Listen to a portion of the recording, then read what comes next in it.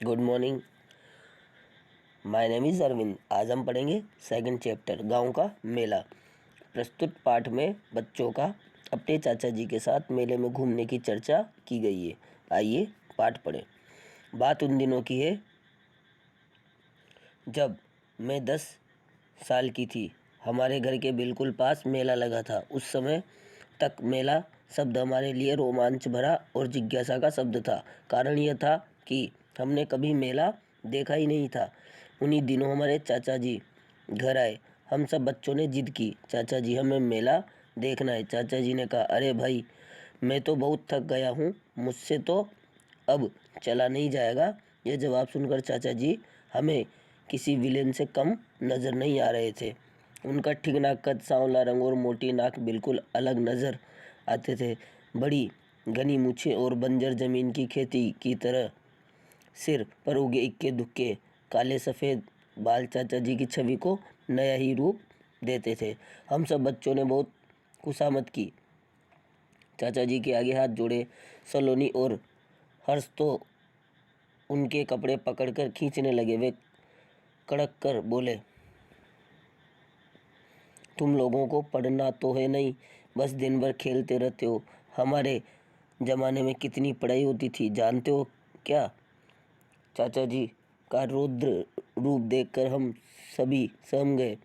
शायद हमारे उदास चेहरे देखकर चाचा जी को कुछ दया आ गई।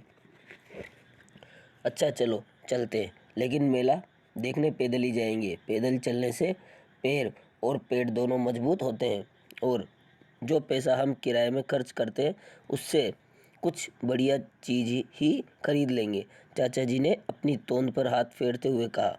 अब चाचा जी हमें हीरो नजर आने लगे। हाँ चाचा जी, बिल्कुल ठीक कह रहे हैं।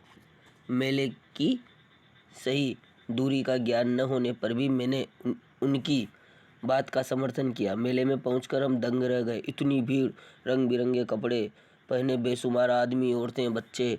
दुकानें कितनी सजी हुई थी, खिलौने, कपड़े, चूड़ियाँ, मिठाई, चाट, समोसे। हमारे मुंह में पानी आने लगा। हमारी नज़र कभी खिलौनों पर अटकती तो कभी मिठाई पर।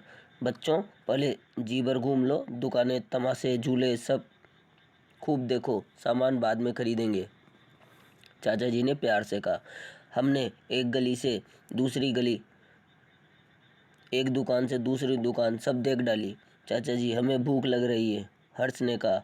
हम सभी चाचा जी के पीछे पीछे एक पार्क में पहुँचे। माँ ने खाने को जो सामान दिया था सबने खूब डटकर खाया। देखो सलोनी, घर का खाना खाना चाहिए, बाहर का खाना खाने से बीमारियां हो जाती है।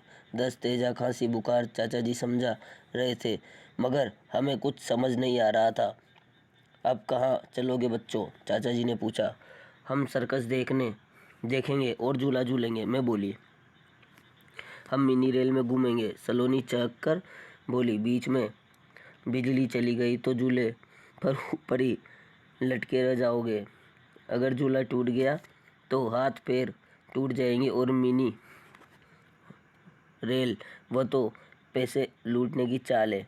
क्या तुम बड़ी रेल में नहीं बैठे हो? जैसी बड़ी रेल वैसी मिनी रेल, क्यों पैसा बर्बाद किया जाए? चाचा जी ने कहा।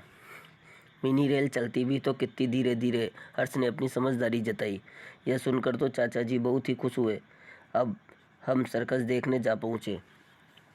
तुम लोग इधर खड़े रहो, मैं उधर से टिकट और समय का पता करके आता हूँ, चाचा जी ने कहा। हम दिन में ही सर्कस के सपने लेने लगे। अचानक हमारा सपना टूट गया।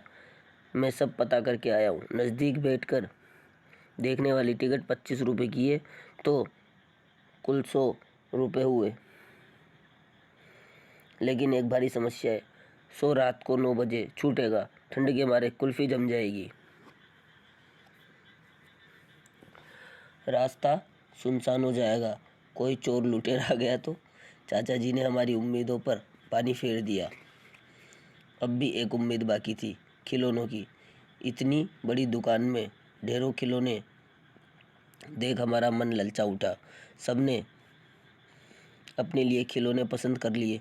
कुल कितने पैसे हुए? चाचा जी ने दुकानदार से पूछा। साहब कुल 130 रुपये हुए। दुकानदार बोला, अरे सही दाम लगाओ ना, एक दाम वाली दुकान है साहब। 70 रुपये में दोगे? नहीं साहब। अच्छा चलो 80 में दे दो। कोई बात नहीं साहब, आप दूसरी दुकान देख लें। सोच लो भाई। सोच लिया साहब, मुझे नहीं देने।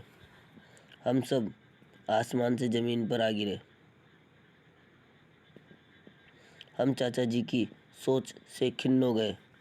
130 की चीज़ कोई 70 रुपये में कैसे देगा? बच गए, वरना ठगे जाते। अरे भाई, हर चीज़ के दोगुने दाम बोल रहा था। मेले में कितनी लूट मचती है। चाचा जी बड़बड़ाते जा रहे थे। चाचा जी कई दुकानों पर जाते, मोल भाव करते, आगे चल देते। चाचा जी अब घर चलिए। मैंने कहा, अच्छा चलते हैं। तुम लोगों ने मेले के मज़े तो खूब लूट लिए ना। हम सब एक दूसरे को देखते ही रह गए।